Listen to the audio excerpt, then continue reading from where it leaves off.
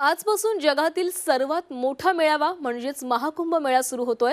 आजपासून 45 दिवस हा महाकुंभ मेळा सुरू राहणार आहे। महाकुंभ मेळाच्या पहिल्या स्नान पर्वात तब्बल 50 लाख भाविकांनी संगम स्नान केलंय। 45 कोटी भाविक महाकुंभ मेळ्यामध्ये येण्याची शक्यता आहे। महाकुंभ मेळ्यात 13 आखाडे ध्वजवाहक करणार आहेत। 14 जानेवारी मकर संक्रांतीच्या दिवशी अमृत स्नान पार पडेल आणि प्रशासनाकडून प्रयागराजमध्ये चोख बंदोबस्त ठेवण्यात आलाय। महाकुंभ मेळ्यासाठी उत्तर प्रदेश सरकारकडून 7,000 कोटींचं बजेट मंजूर झालेलं आहे आणि आजपासून 26 फेब्रुवारी पर्यंत हा महाकुंभ मेळावा चालणार आहे।